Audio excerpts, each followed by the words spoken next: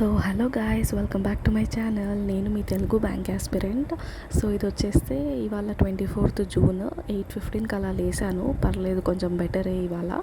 And around 2 hours కల్లా like fresh up, ఉన్న works, tiffin అదంతా చేసుకొని ఇంకా కూర్చున్నాను ఎగ్జామ్ రాసుకోవడానికి first thing in the morning. So 4th mark రాశాను. కొంచెం పర్లేదు, బెటరే అనిపించింది. ఇంగ్లీష్ కాస్త ఈజీ టు మోడరేట్గానే అనిపించింది. అండ్ రీజనింగ్ కూడా బెటరే, బట్ క్వాంట్ గత 3-4 పేపర్స్ నుంచి చూస్తున్నా అసలు టఫ్గానే ఉంటుందండి. 2 డిఐస్ ఇస్తాడు, కొంచెం మోడరేట్గా ఉన్న డిఐస్, అండ్ ఒకటి కేస్లెట్ ఇస్తున్నాడు ఖచ్చితంగా.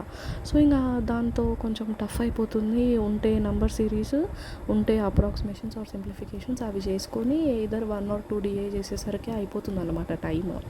యాక్చువల్గా పేపర్ ఇలా ఉంటుందో తెలీదు. లెవెల్ కొంచెం ఈజీ లెవెలే ఉంటుందేమో ఒరిజినల్ లైవ్ ఎగ్జామ్, చూడాలి మరి.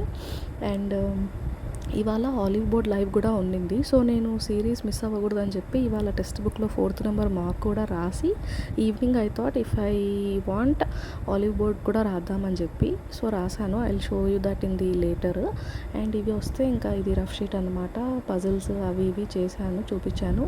మీకు అర్థమవుతుందా? నా రఫ్ షీట్లో నేను ముందుగానే లైక్ స్క్వేర్వి, సర్కిల్వి, టేబుల్స్ గీసుకొని పెట్టుకుంటాను. ఎందుకంటే త్వరగా లైక్ ఖచ్చితంగా అవే ఉంటాయని తెలుసు సమ్ టైమ్స్.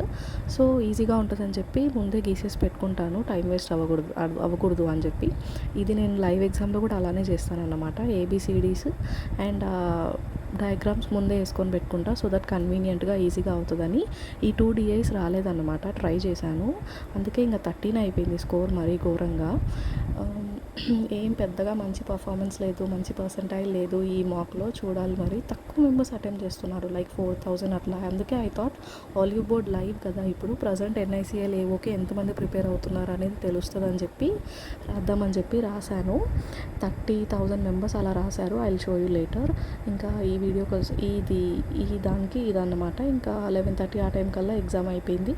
అండ్ ఇవాళ 24th జూన్ది కరెంట్ అఫైర్స్ ఏ రోజు ఆ రోజు చేసేస్తున్నాను అనమాట, ప్రింట్అవుట్ తెచ్చుకొని డైలీ. సో అది అట్లా అయిపోయింది. అండ్ ఇవాళనే 9th లైక్ 10th జూన్ది సేమ్.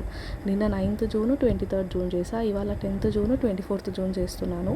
అసలు నిన్న మళ్ళీ నాకు 23rdది సగం మిగిలింది కదా, అది చేసి 10th జూన్ది చేసి 24th జూన్ది చేసేసరికి అసలు నాకు హెక్టిక్ అయిపోయింది. అసలు పిచ్చి వేసి నేను ఏంది రోజంతా కరెంట్ అఫైర్స్ అయ్యానా అన్నట్లు అనిపించింది అనమాట.